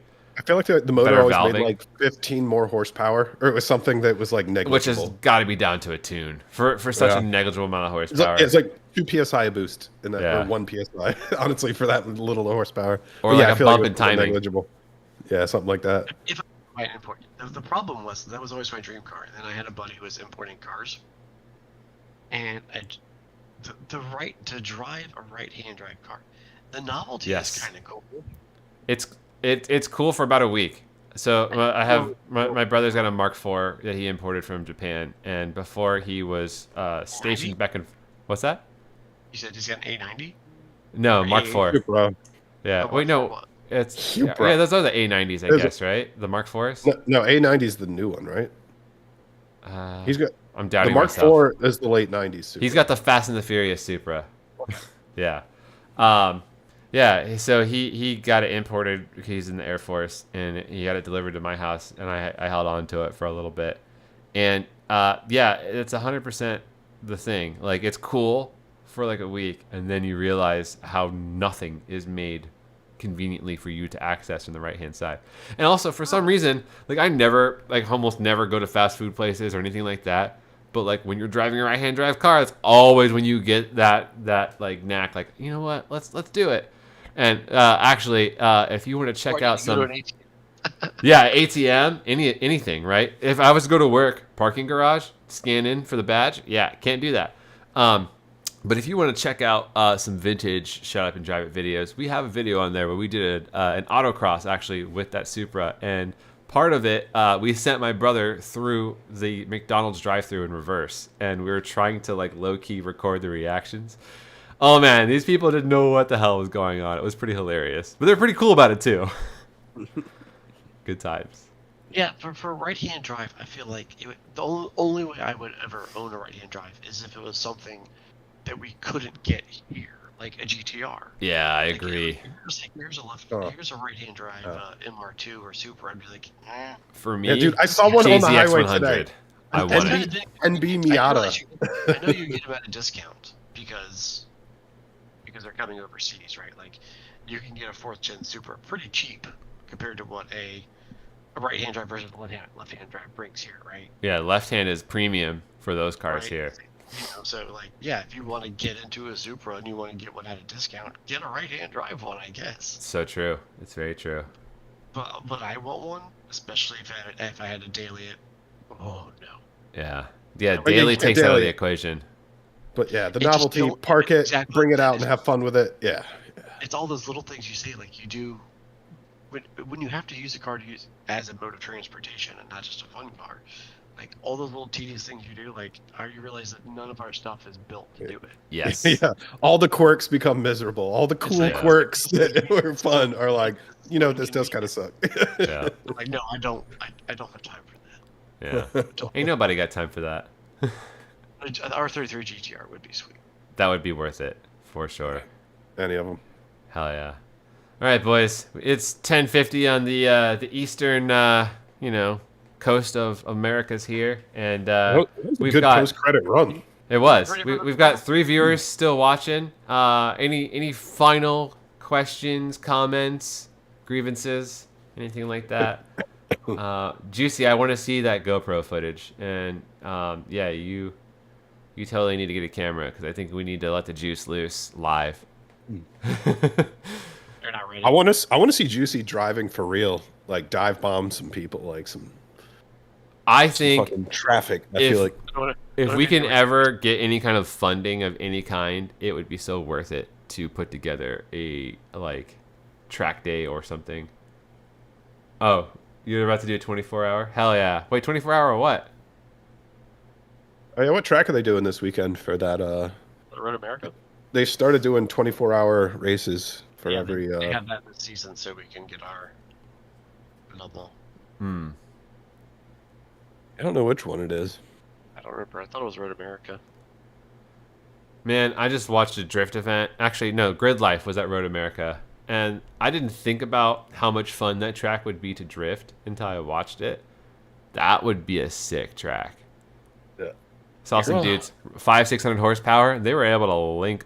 I mean, Yeah. the straightaways, You kinda need that. obviously, you couldn't. I'll tell you But It was fun the last time they came through Atlanta. That was there in 2000. Road Atlanta. Yeah, that was a big FD. That was for Grid Life. yeah, they don't do really? Grid Life at Road Atlanta anymore, right? No, that was the last year for it, and that was the year they did it with Formula D. So like, Oh, yeah. So they brought all the pro cars. it was Tanner Faust was there with his fucking whole setup, and Oh, man. Tanner Faust is always going to be one of my favorite drifters because I remember when I first got into drifting, he had a Scion TC with a fucking NASCAR engine in it. And that was just so cool to me. Like, what? Does he still drift? No. probably. Nah. I mean, he I probably think he still does, but not rally professionally. stuff, right? Yeah, I haven't seen him. Does he still professionally do rally at all? Or does he do? He's I pretty think much just like contracted for stunt work type stuff. I don't even know if he does that. Honestly, I think Top Gear America set him up. He still drives. He what? He does drive? Yeah, he still drives for shows and stuff. Okay. Let's see, Tanner Faust. If I just Google him. Really that was a rad event, man. Like at first they were He's just 51. They were just going down the back life stretch, sucks. right? And they were just dropping it into N8 and B, and then they would come in that little Just rip it up the hill. Oh shit! and around the bridge because they had the keyhole open. Oh, to bring it back up the hill. And that's when they had all the stands set up because that was the slowest part. That's So- badass. You get to So- see him Yeah, drop and it then- down a and then gear there's- and just. And then by the end of the weekend, they were drifting the whole track. That's sick. Hell yeah. And we were sitting up in the S's, like 3, 4, 5, sitting there and just watching them drift all of the S's. That's I incredible. never even thought about that. That's got to be wild going That downhill was- on those S's, just whipping it. That would be Because they have to so be going sick. so hard. Those cars get so much traction. That's like the Well, that's craziest probably what part saves about those them. drift cars. They got that they're side so bite. hyper-tuned. They've got to send it harder, the more like grip that's available. They were sideways every turn. It was awesome. That's so badass. sick. So That's does Tanner Faust still race? Actually, so Tanner Faust is returning to Nitrocross for the second and third rounds of the 2023-24 season. So that's probably already concluded. If you guys actually haven't checked out Nitrocross, I caught some of that recently as well. That's freaking crazy. They run like electric cars that look like the Sierra rally cars, like the I'm not sure the model. Oh, the Cosworth. I was thinking of Toyota Sienna first. Yeah.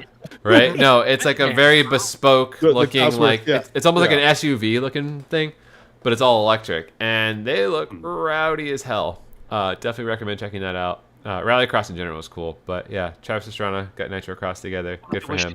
I wish we had something here. Yeah, so when the days when Monster Jam this GRC... weekend. Monster Jam! Sunday. Hell yeah. I wish we had something here for rally. I don't understand why we don't have something for Rallycross. We did for a while, but the season know. went defunct.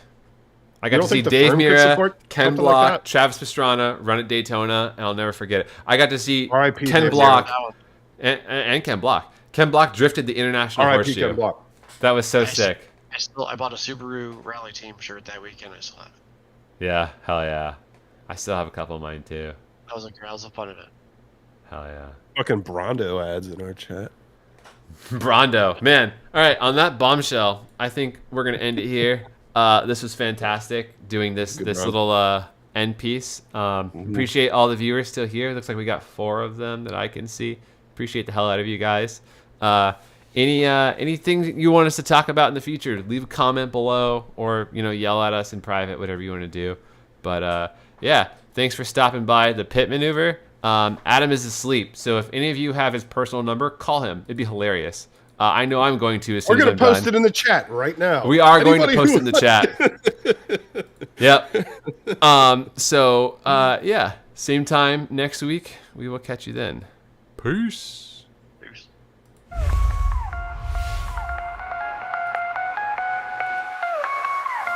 Racing hearts start to pound, wheels touching the ground, speeding through the sound, harder tracks all around. Adam, Eric, J-Hole, Jesse race, Friday nights, take your place, Formula 1 GT, free chase, virtual leagues in your face, the pit maneuver.